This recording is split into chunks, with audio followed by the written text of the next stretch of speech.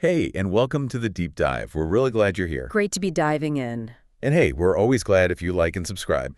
So today we're peeling back the layers on something I think is really important and often hidden. Definitely. Adult ADHD.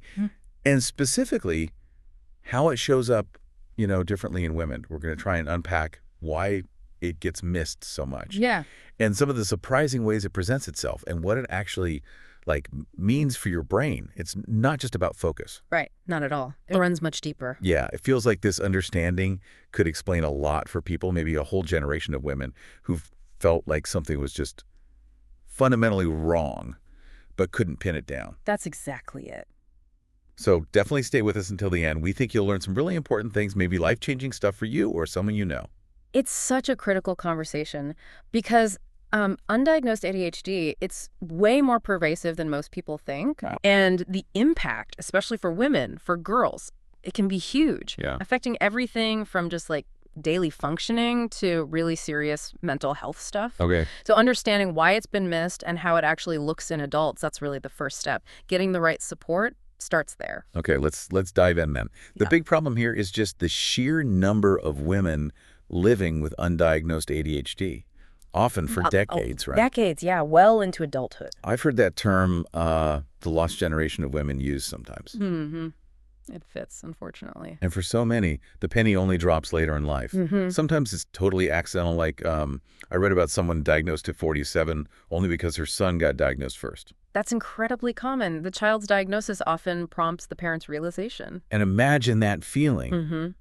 Finally understanding these lifelong struggles. It must be a mix of huge relief, that's what it was. Missing puzzle piece, yeah. But also maybe some grief for all those years of difficulty, blaming yourself. Absolutely. A real mix of emotions. Because so many women go through years of, anxiety, depression, other issues that maybe never fully resolve with typical treatments. Because the underlying thing wasn't caught. Exactly. The underlying ADHD was missed. So they spend years feeling like something is just wrong with them, like they're failing at things that seem easy for others. When really it's a neurobiological difference that just wasn't seen. Precisely. So, okay, if it's that impactful, why is it missed so often?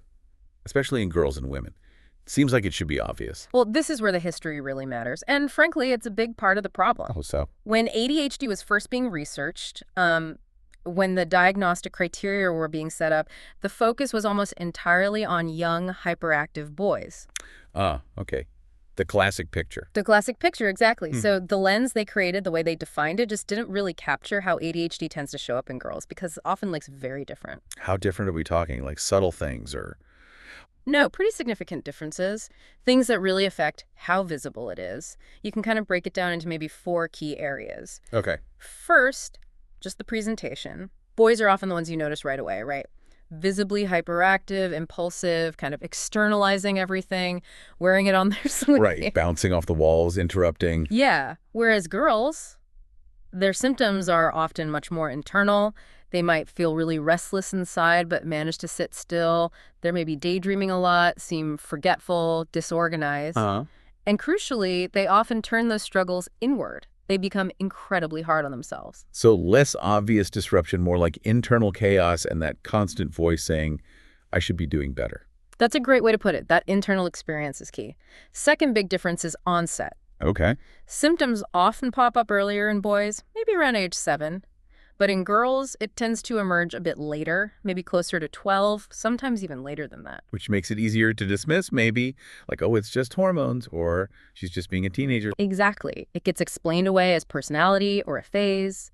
Third difference, hiding and coping. The masking thing. Yes.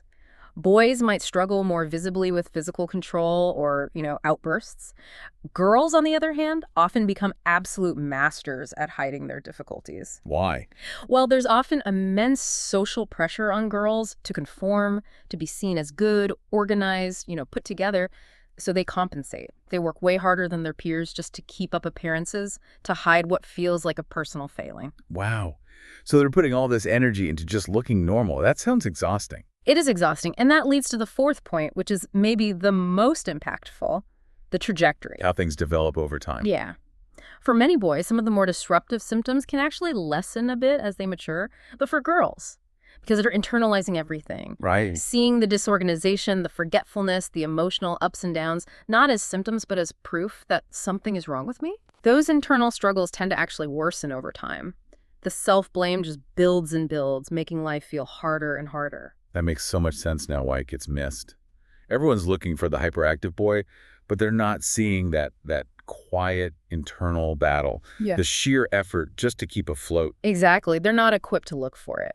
And that internal struggle, it takes a huge toll, physically and mentally. Which ties into the brain science, right? This isn't just behavior. Absolutely not. ADHD is a chronic neurobiological difference. It affects brain structure, brain chemistry, particularly neurotransmitters, and how different parts of the brain talk to each other. And it's very inheritable, I understand. Highly inheritable, yes. Yeah. Runs strongly in families. So what's actually happening in the brain? I've heard metaphors. Yeah, a useful one is thinking about the prefrontal cortex, the front part of your brain, as like the conductor of an orchestra. Okay, I like that. The conductor. Yeah. And this conductor is responsible for your executive functions, including attention. Now, paying attention actually requires two main things working together. Right. First, the conductor needs to suppress distractions, to tell certain sections of the orchestra to be quiet. That means ignoring external noise, like sounds around you, visual clutter, phone notifications, but also internal noise, like your own thoughts wandering off, worries popping up, even physical sensations like feeling fidgety or hungry. The conductor needs to shush all that irrelevant stuff. That orchestra warming up sound, all those random noises playing at once, that's a good image. It is, isn't it? All that internal and external noise fighting for attention. So shushing is job one. Job two is amplifying focus. Okay. The conductor needs to point the spotlight onto the specific section you need to hear right now, whether that's the person talking to you, the words on the page, the task you're meant to be doing. So attention isn't just about being able to focus. It's also about not focusing on everything else. Filtering. Exactly. Filtering is key. The conductor, your prefrontal cortex, needs to be able to switch effectively between that shushing network and the amplifying network. And in ADHD? In the ADHD brain, that conductor isn't working optimally. It really struggles to effectively filter out the noise to suppress all those distractions. So the orchestra is always kind of warming up. Everything's trying to play at once. That's a great way to think about it. It's hard to switch off the irrelevant stuff to really boost the signal of what's important for the task at hand. Wow.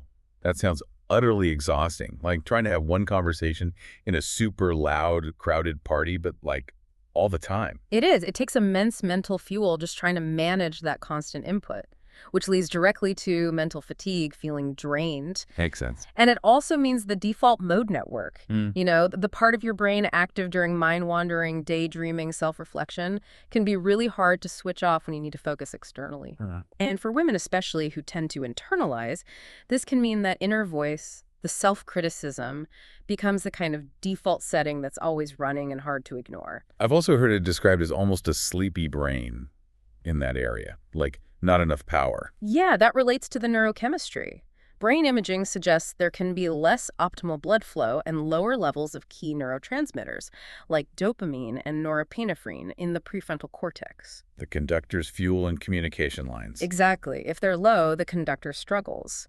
And this might explain why some people with ADHD find themselves kind of chasing activities that give a quick dopamine hit, like impulsive shopping, maybe excessive social media use, sometimes risk-taking or other potentially addictive behaviors.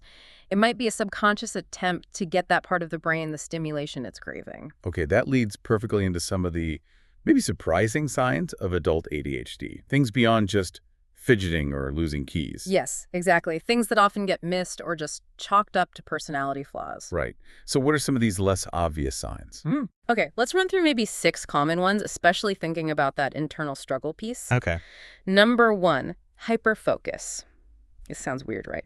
How can someone with an attention deficit hypofocus? Yeah, seems contradictory. But the key is they can focus intensely, sometimes for hours, on things they find genuinely interesting or stimulating. The problem isn't an inability to ever focus, it's an inability to direct that focus reliably, especially onto tasks that are necessary but maybe boring or unrewarding. So the conductor can lead the jazz band they love, but struggles with a boring symphony they have to play? Perfect analogy, yes. Number 2, difficulty controlling emotions. Ah, yeah. Think about that constant mental effort, filtering noise, managing tasks, fighting the internal critic. It's draining. When your mental fuel tank is empty, emotional regulation gets really hard. So snapping easily, intense frustration. Exactly. Or even that anger turned inward. Why can't I just do the simple thing? That feeling of being easily overwhelmed emotionally. Got it. Number 3. Impulsive shopping and overspending. We touched on this, that dopamine seeking. Right. It taps into the impulsivity symptom, but often manifests in spending habits, and sometimes it links to other impulsive stuff too, maybe drinking too much, gambling, things like that. Okay. Number 4. Time blindness. This is a big one. More than just being bad with clocks. Oh, yeah. It's like a fundamental difficulty perceiving time accurately. Minutes feel like hours, hours vanish. Always late, can't estimate how long anything will take, constantly missing deadlines. It feels like time just works differently for you. Wow. That must make life incredibly difficult. Hugely. Number 5, a high-functioning exterior. Wait, high functioning. How's that sign? It's often a mask. Many adults, especially women, appear incredibly busy, like workaholics, always on the go. But it's often covering up underlying disorganization and immense stress. A coping mechanism. Very often, yes. Staying constantly in motion can feel like a way to manage the internal chaos or preemptively tackle things before they fall apart. It looks productive, but inside it feels frantic, scattered, and totally unsustainable. Okay. And number 6. High self-criticism. This is maybe the most pervasive and damaging, especially for those who internalize. That inner voice again. That relentless, negative inner dialogue, constantly pointing out mistakes, perceived failures, ruminate on things, wondering why simple stuff feels so impossibly hard. It flows directly from internalizing the struggles and that difficulty suppressing the default mode network chatter. Wow. Look, you can really see how those all connect. The attention difficulty leads to exhaustion, which hits emotional control, makes time a nightmare. The need to hide it creates that frantic exterior, and the whole thing fuels that awful self-criticism loop. Precisely. It's a cycle, and living with that kind of constant internal strain, it's not just inconvenient, it has really serious consequences. Yeah, let's talk about that, the mental health connection. This is crucial. The research here is pretty stark, especially for girls and women who go undiagnosed for years. This isn't just feeling a bit frazzled then. No, absolutely not. There's a very strong link between undiagnosed ADHD and significant mental health challenges. Anxiety, depression, eating disorders, deep self-loathing. These often show up alongside ADHD. Are they co-occurring, or does the ADHD cause them? It can be both, but often things like anxiety and depression are actually outcomes of living with the chronic stress, the constant feeling of failure, the self-blame that comes from untreated ADHD. The struggle itself creates intense emotional distress. And the statistics are quite alarming, right? They really are. Some studies show the risk of self-harm and even suicide attempts can be something like 4 to 5 times higher for girls and women with ADHD compared to those without. 4 to 5 times higher. Yes. It really underscores how vital it is to identify and treat this. It's not just about focus or tidiness. It's about fundamental well-being. It can be about survival. Okay, so if someone listening right now is hearing all this and it's really hitting home, maybe sounds like them or someone they love, what can they actually do? Where do they start? Well, the very first step, honestly, is just this, understanding. Learning how ADHD can present, especially in women, and starting to maybe reframe those struggles, seeing them possibly as symptoms of a neurobiological difference, not character flaws, that itself is incredibly empowering. Just knowing is huge. It's huge. Now, obviously, this deep dive is for education. It's not a diagnosis. So if you suspect ADHD, the really crucial next step is seeking professional help. Where would someone even begin with that? It can feel overwhelming. Totally. A good starting point is often your regular doctor, your GP. They can talk through your symptoms, your history, and potentially refer you to a specialist. Like a psychiatrist. Yeah. Or psychologist. Exactly. Someone who can do a proper, thorough evaluation. A therapist can also be incredibly helpful, not just for the diagnosis part, but also for dealing with the emotional fallout. You know, the anxiety, depression, self-esteem issues that often pile up after years of struggle. Makes sense. Are there other options, like online? Yes. Online therapy platforms are becoming more common and accessible, which can be a good route for some. And there are also some decent self-assessment questionnaires online from reputable ADHD organizations. Are those enough for diagnosis? No, definitely not diagnostic tools, but they can be a really helpful first step just to organize your thoughts, learn more about the symptoms, and maybe build your confidence before you go see a professional. Okay. And let's say someone gets a diagnosis. What then? Are there effective ways to manage adult ADHD? Oh, absolutely. It's important to know it's very treatable. And it's not about fixing a flaw, it's about understanding your specific brain wiring and finding strategies that work for you. Like what kind of strategies? Well, behavioral therapy is key, often things like executive function coaching.